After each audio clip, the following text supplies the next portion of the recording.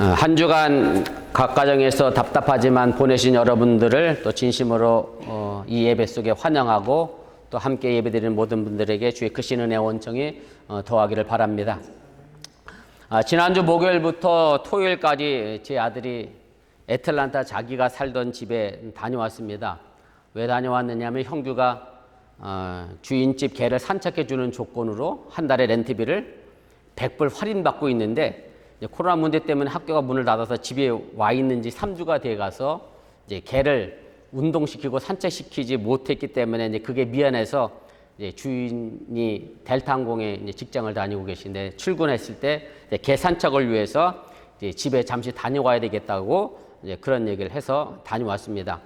형규가 가기 전에 이런저런 이야기를 했습니다. 뭐 아시는 분도 계시겠습니다만은 지난주까지만 해도 조지아가 밤 9시부터 새벽 6시까지 외출 자제령이 내려졌는데 제가 알기로는 이번 주부터 시작해서 아마 저녁 6시로 시간이 앞당겨질 걸로 알고 있습니다. 그래서 제가 외출 자제령이 내려진 상황에서 개를 산책하는 게 그게 과연 가능하겠느냐, 아마 생각해도 개 산책도 불가능하지 않겠느냐 그랬더니 우리 형규가 열심히 찾습니다. 조지아 주지사가 발표한 내용을 찾아보더니 개 산책은 뭐에 들어가 있어요? 필수적인 항목에 들어가 있다. 그래서 되도록 할 수 있으면 뭐 짧은 시간에 해달라 뭐 그렇게 돼 있다고. 그런데 조지아가 여러 주 가운데 교회 예배 드리는 걸 필수적인 항목에 넣지 않는 주 가운데 이제 하나입니다. 그래서 개 산책은 필수적인데 교회 예배는 필수적이지 않는 그런 현실을 바라보면서 어떻게 교회가 이렇게 위상과 위신이 떨어졌는가를 생각해 본 적이 있습니다. 오늘 우리가 읽은 본문의 말씀은 예수님이 예루살렘 성에 들어가신 다음 날 아침에 일어난 사건입니다. 일반적으로 예수님이 십자가를 지시기 위해서 예루살렘 성에 이제 들어가신 것이 바로 오늘이고요. 그것이 이제 종료 주일이라고 우리가 기억하며 예배를 드리고, 그 다음에 무화과 나무를 저주한 사건은 이제 바로 그 다음 날 월요일에 일어난 사건입니다. 저는 오늘 이 종료 주일과 고난 주간 월요일에 일어난 이 사건을 통해서 이 땅에서 교회가 어떻게 하면 필수적인 교회가 될 수 있을 것인가를 좀 생각해 보면서 함께 은혜를 나누려고 합니다. 그리고 이 땅의 모든 교회들이 그 위상과 또 그 명성이 다시 올라갈 수 있기를 간절히 바라는 마음으로 이 말씀을 준비하며 함께 은혜를 나누고자 합니다. 먼저 우리가 좀 생각할 것은 여러분들이 꼭 하나님의 말씀을 바르게 이해하고 실천할 수 있기를 바랍니다. 아마 예수 믿는 사람들이 식당한 개업한 식당에 가거나 혹은 개업한 가게를 가게 되면 흔히 볼 수 있는 성경 구절 액자가 있습니다. 이것은 굳이 개업한 식당이나 가게 아니어도 여러분들이 이미 잘 알고 계신 말씀의 내용인데 욥기서 8장 7절입니다. 제가 한번 읽어볼게요. 내 시작은 미약하였으나 내 나중은 심히 이제 창대하리라. 이 말씀에 대한 내용은 제가 설명하지 않아도 여러분들이 이미 잘 알고 있는 이제 그런 내용입니다. 처음 시작은 보잘것없게 시작하지만 그러나 나중은 심히 커질 것이고 성공할 것이다라고 하는 그런 말씀입니다. 우리는 이 말씀이 이제 성경이 있으니까 내 시작은 미약하였지만 내 나중은 창대하리라고 하는 이 말씀이 마치 하나님의 말씀인 것으로 생각하고 오해한다라는 그런 얘기를 제가 드리려고 합니다. 오늘 이 말씀은 결코 하나님이 하신 말씀은 아닙니다. 욥기서를 자세히 읽어보시면 알겠습니다만 이 말은 욥의 친구인 빌닷이라고 하는 사람이 욥에게 한 말입니다. 비록 하나님의 한 말이 아니긴 하지만 욥의 친구가 한 말이긴 하지만 참 좋은 말이기 때문에 많은 신앙인들이 이 말씀을 좋아하고 또 이 말씀을 통해서 새로운 용기를 얻기도 합니다. 그러나 욥기를 자세히 보면 이 말은 고난을 당하고 있는 욥에게 용기와 희망을 주는 말이 아니라는 데 있습니다. 오히려 이 말씀은 욥에게 상처에 소금을 뿌리는 그런 말이라는 것을 우리가 알게 됩니다. 이 구절 앞절인 6절 말씀인데 6절 말씀에 보면 이렇게 조건이 하나 붙어 있습니다. 청결하고 정직하면 이렇게 되어 있고요. 영어 성경에 보면 이것이 if라는 단어로 시작해서 조건문임을 우리가 알게 됩니다. 제가 읽어드리겠습니다. 청결하고 정직하면 반드시 너를 돌보시고 내 의로운 처소를 평안하게 하실 것이다. 그리고 7절이 이어서 나오는 것이 내 시작은 미약하였으나 내 나중은 심히 창대하리라. 이렇게 됩니다. 그래서 6절과 7절 말씀을 연결해서 보면 만약에 욥이 청결하고 정직하면 하나님께서 그를 다시 일으켜 창대하게 만드실 것이라고는 말씀입니다. 다시 말씀드리면 동방의 의인이었던 욥이 고난을 받고 있는 상황에서 그 고난을 위로하겠다고 찾아온 욥의 친구의 빌닷은 욥이 청결하지도 않고 정직하지도 않기 때문에 지금 이런 고난을 당하고 있다고 말하는 것이고, 이것은 빌닷뿐만 아니라 빌닷과 함께 찾아왔던 두 명의 친구도 같은 맥락에서 욥을 충고하고 있음을 우리가 알게 됩니다. 그래서 여러분들이 기회가 되면 욥기 전체를 한번 천천히 읽어보시길 바랍니다. 지금 교회 홈페이지에서 성경 이어쓰기를 계속 해나가고 있습니다만, 여러분들이 성경 이어쓰기 할 때 욥기를 써나갈 때 한번 자세히 보시면 이 내용을 알게 됩니다. 무슨 얘기냐면 욥기가 전반적인 내용은 이렇게 됩니다. 욥의 친구가 욥에게 넌 이렇게 잘못했다라고 이야기하고 나면 욥은 그 다음에 그렇지 않다라고 반론을 하게 됩니다. 그래서 욥기서 3분의 2 이상이 바로 욥의 친구들과 욥이 서로 반론하고 토론하는 내용으로 그렇게 구성이 되어져 있고 이야기가 전개됩니다. 그럼 시작은 미약하지만 나중에 창대하겠다라고 하는 이 말이 단지 격려의 말이 아니라 뼈 있는 비판의 말이라는 것을 우리가 어떻게 알 수 있느냐면, 욥기서 9장을 보면 이 빌닷의 말에 대하여 욥이 아주 긴 내용으로 빌닷이 말한 것이 틀렸다라는 것을 반론하고 있기 때문에 우리가 알 수가 있습니다. 제가 오늘 말씀이 앞서 제가 이 이야기를 꺼내는 것은 이 욥의 친구 빌닷이 한 말을 제가 해석하려고 하는 것은 아닙니다. 성경에 써 있는 좋은 말이라 할지라도 우리가 하나님 말씀이려니 하고 착각해서는 안 된다는 것을 말씀드리려고 하는 거고, 아무리 좋은 말도 누가 어떤 의도를 가지고 썼느냐를 우리가 알아야 그 말씀을 바르게 이해하고 깨닫게 된다고 하는 사실을 여러분들이 잊지 마시길 바랍니다. 그래서 이 사실을 염두에 두고 다시 본문으로 돌아오면, 오늘 우리가 함께 읽은 말씀인 이 마가복음 11장 7절 이하의 말씀을 보면 예수님이 예루살렘 성에 입성하는 장면이 나옵니다. 예수님이 나귀를 타고 예루살렘 성에 들어갈 때 많은 사람들이 이제 겉옷을 펴고 들에서 벤 나무 가지를 잘라서 길에 펴서 이제 환영을 합니다.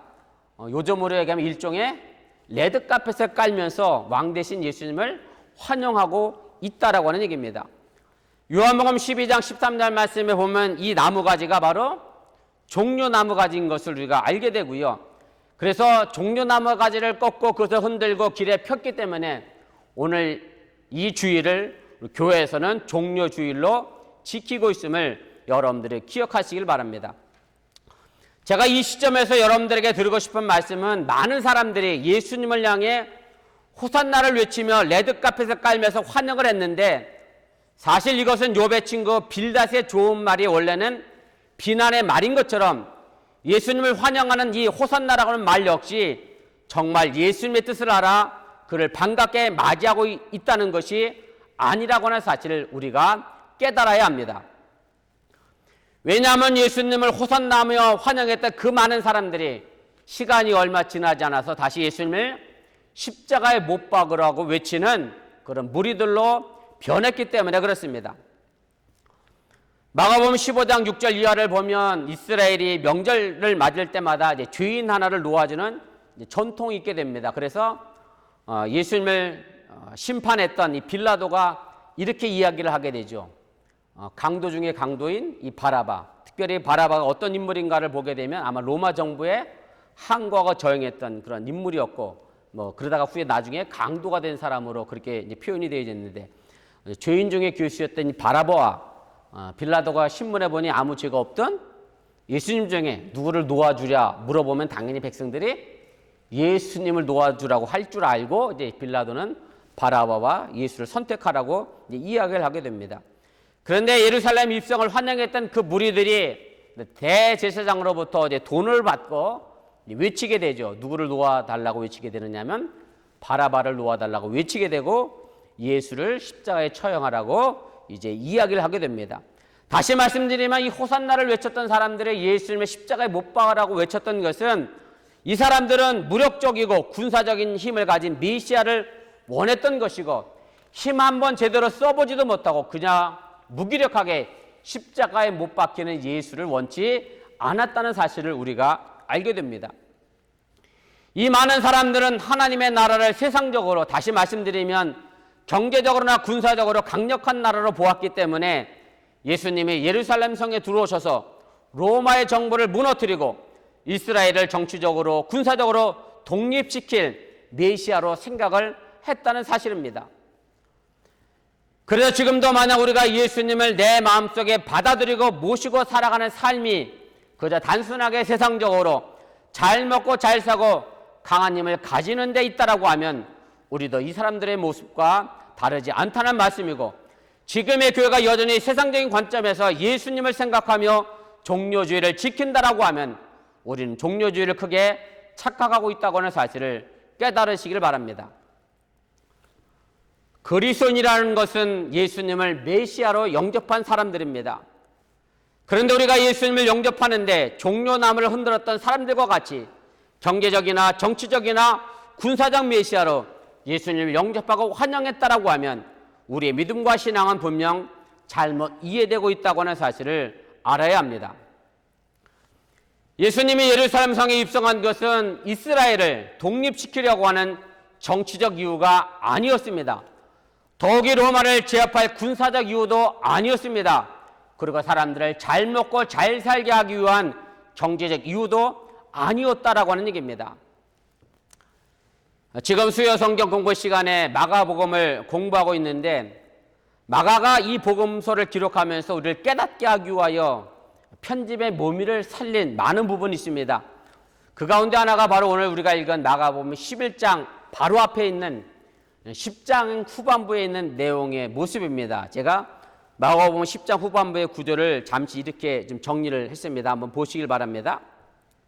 여러분들도 이미 다 알고 계신 내용들인데, 마가복음 10장 32절부터 34절 말씀에는 무엇이 등장하느냐면 예수님께서 제자들에게 세 번째 말씀하시는 내용이 나와요. 뭘 세 번째 얘기하셨느냐면 내가 십자가에서 못 박혀 죽을 것이고 다시 부활할 것이다, 이런 얘기를 합니다. 그러니까 제자들로 하여금 예수님의 죽음과 부활을 준비하라고 그렇게 알려줬는데, 바로 이어 나오는 10장 35절부터 45절 말씀에 보면 제자들은 이 예수님의 죽음과 부활에 대해서는 전혀 깨닫지 못하고 관심도 없을 뿐만 아니라, 게다가 예수님의 제자들 가운데 그래도 예수님을 잘 알고 있다라고 하는 야고보와 요한이 뭐라고 얘기하느냐면, 예수님이 영광 중에 임하게 될 때 하나는 오른쪽에요, 오른쪽에, 하나는 왼편에. 다시 말씀드리면 예수님이 로마를 뒤집고 정치적으로 왕이 될 때 하나는 요즘 말로가 아니라 옛날 말로 하면, 우리 조선시대로 얘기하면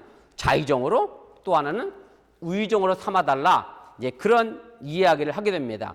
다시 말씀드리면 야고보와 요한도 예수님이 이 땅에 오신 목적을 제대로 알지 못했다라고 하는 얘기입니다. 그리고 나와 있는 내용이 뭐냐면 마가복음 10장 46절부터 52절인데 바디메오라고 하는 맹인이 등장을 하게 되죠. 제가 이건 주일학교 설교 시간에도 제가 한번 말씀을 드렸는데, 바디메오는 이 소경의 이름이 아닙니다. 바는 헬라어로 무슨 뜻이냐면 아들이란 뜻이고요. 디메오는 아버지 이름입니다. 그래서 바디메오는 디메오의 아들입니다. 이 사람이 맹인으로 앞을 보지 못하며 구걸하고 사니까 이름도 제대로 불려지지 않았던 그런 사람인데, 그런데 이 바디메오가 예수님을 간절히 찾더니 결국 어떻게 됐죠? 눈을 뜨게 됩니다. 그리고 52절 마지막 부분에 보면 예수님을 길에서 따른다라고 표현이 되어져 있습니다. 다시 말씀드리면 마가는 이런 편집을 통해서 예수님이 우리에게 이 땅에 왜 오셨고, 예수님의 제자들이라고 하는 사람들은 예수님이 오신 목적을 제대로 알지 못하고 깨닫지 못하였는데, 소경 바디메오는 앞을 보지 못하였던 이 맹인은 앞을 보고 예수님을 따르는 사람이 됩니다. 다시 말씀드리면 우리가 영적인 눈을 뜨고 이 예수를 제대로 알아보라고 마가는 이런 편집의 묘미를 살려 마가복음을 기록했음을 여러분들이 기억하시기를 바랍니다. 물론 지금 이 시대가 전부 이기적인 삶을 살도록 강요하는 시대가 됐습니다. 다른 사람을 짓누르고서라도 내가 더 높은 자리에 올라가야 하는 그런 시대에 살고 있습니다. 그래서 우리도 예수를 믿고 영접하고 따르는 것이 바로 이런 것에 초점이 맞춰져 있다라고 하면, 우리 역시 호산나를 외친다고 예수님을 십자가에 못 박으라고 외치는 사람들과 같을 수밖에 없다라고 하는 얘기입니다. 지금 내가 왜 예수를 믿고 있는지, 내가 어떤 이유로 지금 교회에 있는지 다시 한번 깊이 성찰해 보시고 하나님의 내게 주신 말씀을 바르게 이해하고 깨닫고 실천할 수 있는 그런 어본교회와 여러분들이 될 수 있기를 주님의 이름으로 간절히 부탁을 드립니다. 두 번째는 교회와 마음의 성전을 깨끗하게 하시기를 바랍니다. 예수님이 예루살렘 성에 입성하신 다음에 월요일날 한 유일한 일은 바로 우리가 함께 읽은 본문 가운데 있는 성전을 깨끗하게 하신 사건입니다. 여러분들 잘 아시는 것처럼 예수님은 성전에 들어가셔서 성전 안에서 장사꾼들을 내쫓으셨고 돈을 바꿔주는 환전상인들의 상을 둘러엎으셨고 비둘기 파는 사람들의 상을 둘러엎게 됩니다. 성경 안에서 볼 수 없었던 예수님의 과격한 모습과 행동을 우리가 보게 됩니다. 그리고 본문 17절에 이렇게 말씀합니다. 내 집은 만민이 기도하는 집이라 칭함을 받으리라고 하지 아니하였느냐? 너희는 강도의 소굴을 만들었도다라고 말씀합니다. 이 본문 말씀 속에서 예수님은 예수님답지 않게, 다시 말씀드리면 원수까지도 사랑하라고 하신 그 예수님답지 않게 과격한 행동과 과격한 말씀을 하고 계시다는 사실에 우리가 주목할 필요가 있습니다. 흔히 말하듯이 예수님이 그럴 만한 이유가 있으셔서 이런 과격한 행동과 말씀을 했다고 하는 것을 우리가 기억해야 합니다.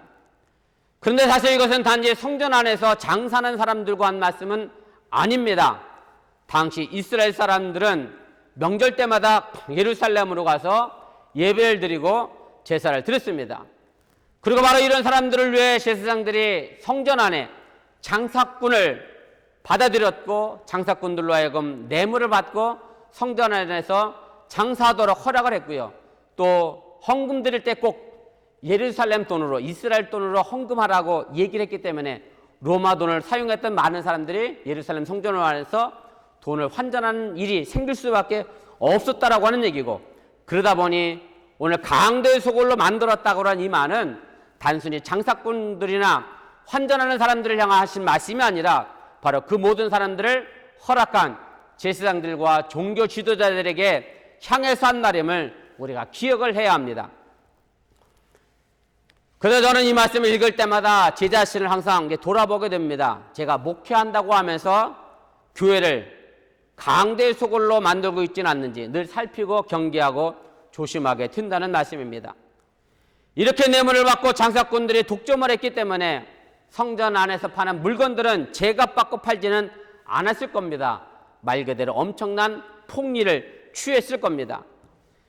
이것은 백성들의 마음을 돌보고 백성들의 더럽혀진 마음을 깨끗하게 해줘야 될 예루살렘 성전이 당시에 제사장과 같은 종교 지도자들의 부정과 부패의 온상이었음을 말해주는 것이고, 이로 인해 이스라엘 백성들의 삶은 더 힘들고 어려울 것이라고 우리가 추측해 볼 수가 있게 됩니다.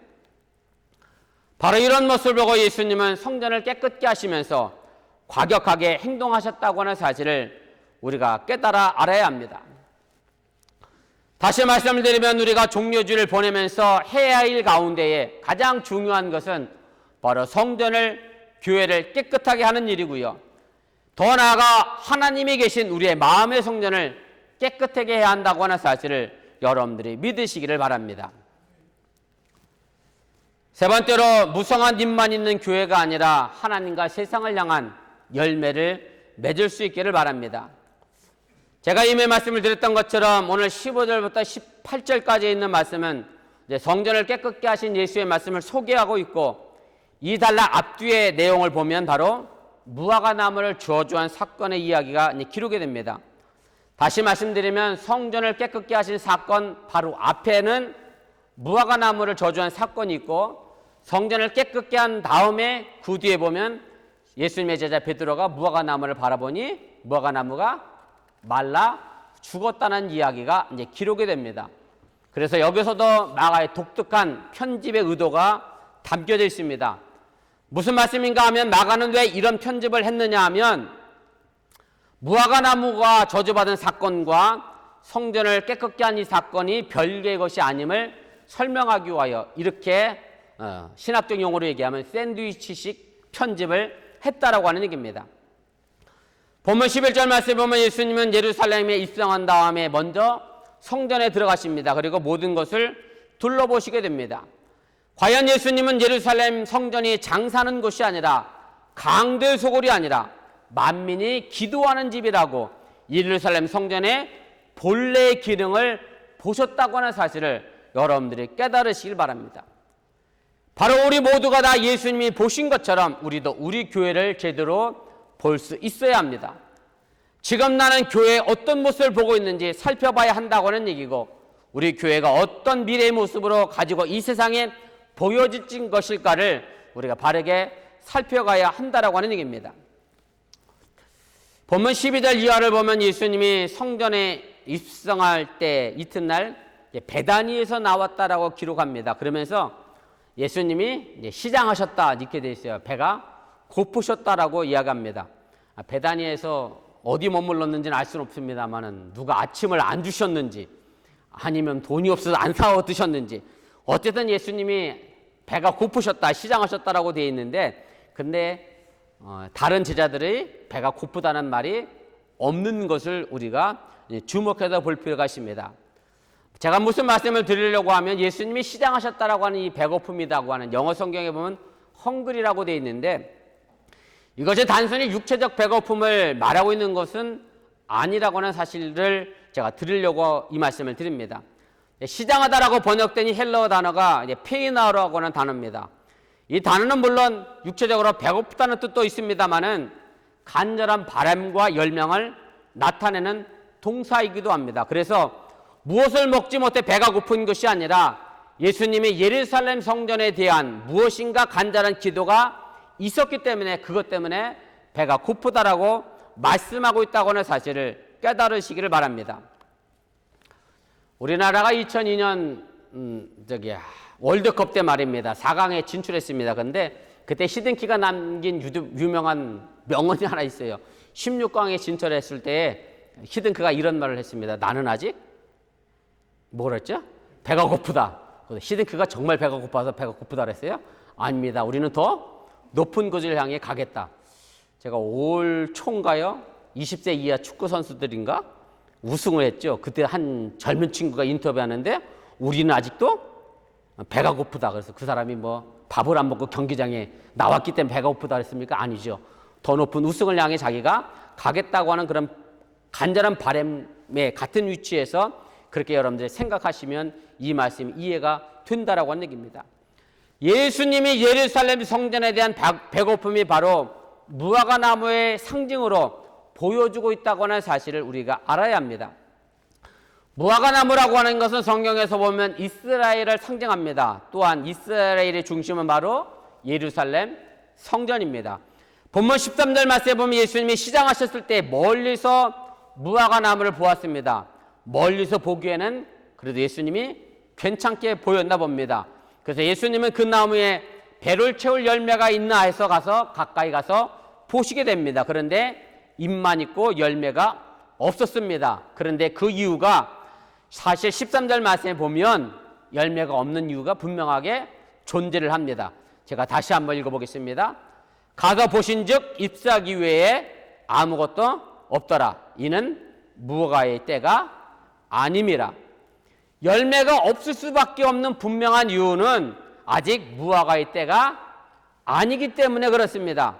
그런데 이상하게도 예수님은 그 무화과 나무에게서 앞으로 열매를 맺지 못할 것이라고 본문 14절 말씀에 이야기를 하게 됩니다.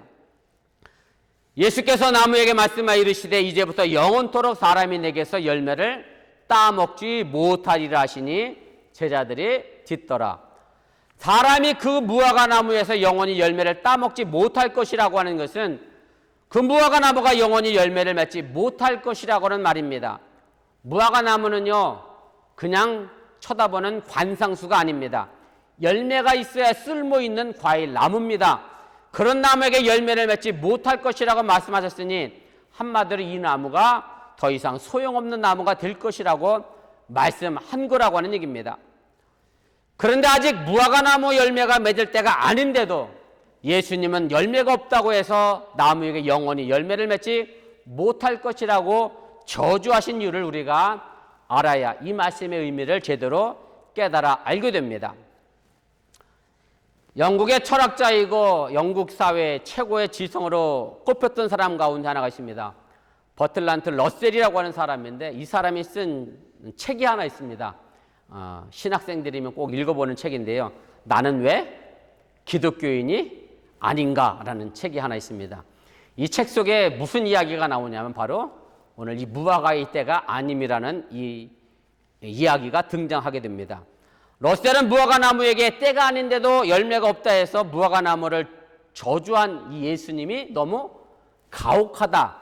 예수님의 행동이 너무 불합리하고 비합리적이기 때문에 나는 성경을 믿을 수 없고 예수를 믿을 수 없다. 그래서 나는 그리스도인이 되지 않겠다라고 말하게 됩니다. 과연 러셀의 말처럼 때가 아닌데도 예수님이 그토록 불합리한 말씀을 하고 계신 것일까? 우리가 생각해 봐야 한다라고 하는 얘기입니다.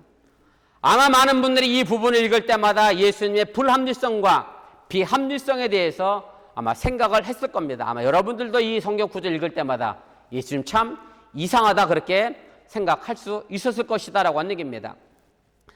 그런데 신학을 공부한 사람들은 이 부분이 결코 불합리하지 않다는 것을 압니다. 러셀이 신학적 용어를 제대로 알지 못해 벌어진 오해라는 말씀부터 먼저 제가 드리려고 합니다. 본문 13절에 무화과 때라고 하는 말에서 이 때라고 하는 것은 계절적인 때를 가리키는 말이 아닙니다. 제가 수요 성경 공부 시간에도 한번 언급을 한 적이 있는데요. 헬라어의 단어에서 시간이라고 하는 단어는 두 가지 단어가 있습니다. 그 하나는 크로노스라고 하는 단어가 하나 있고 또 하나는 카이로스라는 단어가 있습니다. 크로노스라고 하는 것은 영어에서도 있죠. 이게 시간이라고 하는 단어의 파생어가 있는데 바로 이 크로노스라고 하는 것은 물리적인 시간을 얘기합니다. 시계를 가르치는 자연적인 때의 시간을 의미하게 됩니다. 그리고 또 하나 시간이 있는데 이건 자연의 때가 아니라 카이로스라고 해서 하나님의 때를 이야기하게 됩니다. 질적인 시간을 의미하게 됩니다. 우리 감리교 신학대학의 동아리 중에 카이로스라고 하는 밴드 동아리가 있습니다. 우리 전 담임 목사인 강용구 목사님도 카이로스라고 하는 밴드 동아리에서 기타를 쳤던 멤버 중에 한 명인데 카이로스라는 동아리가 있어요. 근데 시간을 얘기하는 건데 그것은 바로 하나님의 때를 이야기하게 됩니다. 다시 말씀드리면 이때는 점심때가 됐으니 내가 밥을 먹는다. 그때를 의미하는 게 아니라고 하는 얘기고 가을이 됐으니 사과가 열릴 때가 됐다라고 하는 그때를 의미하는 것이 아니라고 하는 얘기입니다. 오늘 이 13절에 나와 있는 무화과 때가 아니다라고 하는 이 때는 사실은 계절적 의미라고 하면 뭘 써야 하느냐면 크로노스라고 하는 헬라어 단어를 써야 하는데 예수님은 이 단어를 사용한 것이 아니라 카이로스라고 하는 단어를 사용하셔서 때를 이야기하게 됩니다. 쉽게 이야기하면 우리 김전 집사님이 김정진 집사님을 사랑하셔서 사랑을 고백하고 내가 프로포즈할 때가 있잖아요. 그 때가 정해져 있어요? 아니요. 그 느낌이 와야잖아요. 내가 이 여자를 사랑하니 내가 프로포즈 해야지. 이제 그런 때입니다. 시대가 악하지요. 그래서 누군가의 도움이 간절한 때가 있습니다. 바로 그런 때를 의미하는 것이 카이로스라고 하는 얘기입니다. 이런 때는 정해진 때가 아니라 상황과 환경에 따라 다 다를 수밖에 없다라고 하는 얘기고 바로 러셀은 이런 성서의 문화적 기법을 이해하지 못해서 그냥 문자적으로 물질적으로 이 말씀을 오해했다라고 하는 얘기입니다. 서양 사람들이 한국 사람들에게 오해하는 말 가운데 이런 얘기가 있습니다. 실제로 이것 때문에 엄마가 살인자로 체포된 적이 있습니다. 무슨 얘기냐면 엄마랑 아이가 가다가 아이가 그러면 사고가 나서 죽었어요. 그럼 우리식 정서로 하면 엄마가 뭐라고 얘기합니까? 아이가 누구 때문에 죽었죠? 나 때문에 죽었잖아요. 다 우리 한국식 정서. 그래서 아유 내 때문에 이 아이가 죽었다. 내 때문에 이가 죽었다니까 경찰이 누굴 잡아갔겠어요? 엄마를 잡아갔다는 거예요. 엄마가 살인자였다고. 근데 우리는 그게 아니잖아요. 엄마가 이 아이를 제대로 잘 돌보지 못했기 때문에 이 아이가 죽었다는 거지 실제로 엄마가 살인자라는 의미는 결코 아니라는 얘기입니다. 그런 이치와 같음을 여러분들이 이해하시길 바랍니다. 그래서 예수님께서 무화과 나무를 보시면서 뭘 보신 거냐 하면 바로 로마에 억눌려 물질적으로 가난하고 영적으로 힘들어진 이스라엘 백성들 그리고 그럼에도 불구하고 이런 백성들의 모습에는 관심이 없이 타락과 부정과 부패를 올룰진 예루살렘 성전과 유대 종교 지도를 생각했다고 하는 사실을 여러분들이 기억하시길 바랍니다. 정작 육체적으로 정신적으로 백성들이 배고플 때 백성들을 돌아보지 못하고 살해 사역에 급급한 예루살렘 성전의 지도자들을 생각했다고는 말씀입니다. 열매는 없고 잎만 무성한 무화과 나무처럼 예루살렘 성전도 그랬다는 말씀입니다. 그래서 보면 13절에 말한 무화과의 때가 아님이라고 하는 이 말씀은 백성들에게 희망을 주지 못하고 그저 정죄하고 심판만 하는 예루살렘 성전의 지도자들에 대한 심판이라고 하는 사실을 깨달으시기를 바랍니다. 결국 자신의 때를 구별하지 못한 이 예루살렘 성전은 돌 위에 돌 하나 남지 않고 무너지는 처참한 역사적 현실을 맞이하게 됩니다. 성전 정화 사건이 있은 다음 날 본문 31절 말씀에 보면 베드로는 뿌리째 말라버린 무화과 나무를 보면서 이렇게 이야기합니다. 라삐어 보소서 저주하신 무화과 나무가 말랐나이다라고 말합니다. 여러분들은 어떻게 바라보고 계십니까? 교회를 그저 멀리 바라보고 입만 살피고 있지는 않는가 한번 생각해 보시길 바랍니다. 이제 바디메오처럼 눈을 크게 뜨고 가까이서 교회를 바라보시길 바랍니다. 멀리서만 보면 입만 화려한 것을 보게 됩니다. 우리 교회 안에 있는 사랑과 기도와 헌신을 가까이서 바라볼 수 있기를 바랍니다. 그리고 그 사랑과 기도 헌신이 바로 나를 통해 만들어지기를 기도하시길 바랍니다. 내가 하지 않으면 다른 사람도 결코 하지 않습니다. 내가 하지 않으면서 다른 사람이 하기를 바라는 것은 분명 잘못된 신앙의 이민의 모습이라는 사실을 깨달으시기를 바랍니다. 본문 21절에서 베드로가 말라버린 무화과 나무를 보면서 본문 14절에서 예수님이 이 무화과 나무를 저주하신 말씀이 생각났다라고 이야기합니다. 그래서 이렇게 말을 합니다. 제가 다시 한번 읽어보겠습니다. 베드로가 생각이 나서 여짜오되 라삐어 보소서 저주하신 무화과 나무가 말랐나이다. 예수님께서 말씀하신 그대로 무화과 나무가 말랐다는 얘기입니다. 바로 이것입니다. 말씀하신 그대로 되는 것, 이것이 하나님을 향한 믿음입니다. 하나님께서 말씀하신 것이 그대로 이루어지는 것을 깨닫는 것, 바로 이것이 우리가 가지고 있는 믿음임을 여러분들이 잊지 마시길 바랍니다. 그래서 예수님께서 본문 23절에 이렇게 말씀합니다. 그 말하는 것이 이루어진 줄 믿고 마음에 의심하지 아니하면 그대로 되리라라고 말씀하십니다. 하나님이 말씀하신 그대로 되는 것을 보고 깨닫는 것이 우리의 믿음입니다. 이것이 하나님을 향한 믿음입니다. 하나님께서 말씀으로 창조하셨습니다. 빛이 있으라 하시니 빛이 있었습니다. 바로 하나님의 말씀은 하나님의 꿈이고 하나님의 뜻이라고 하는 사실을 여러분들이 기억하시길 바랍니다. 그리고 그 하나님의 꿈과 뜻은 반드시 우리 교회를 통해서 또한 여러분들을 통해서 이루어져 가신다는 사실을 또한 믿으시기를 바랍니다. 내 욕심에 채워질 것이라고 하는 믿음이 아니라 하나님이 품은 뜻과 꿈이 이루어질 것을 믿는 것이 진정한 의미의 믿음임을 깨달으시기를 바랍니다. 이제 내일부터 고난주간이 시작됩니다. 이 고난주간에 이 시대의 교회가 정말로 이 시대의 필수적인 교회로서 어떻게 거듭날 것인가를 다시 한번 생각해 볼 수 있기를 바라고, 바로 여러분들이 또한 이 시대의 필수적인 성도로서 그 역할과 책임을 잘 감당하셔서 부활의 영광에 참여할 수 있기를 주님의 이름으로 간절히 축원을 드립니다. 우리 기도하겠습니다.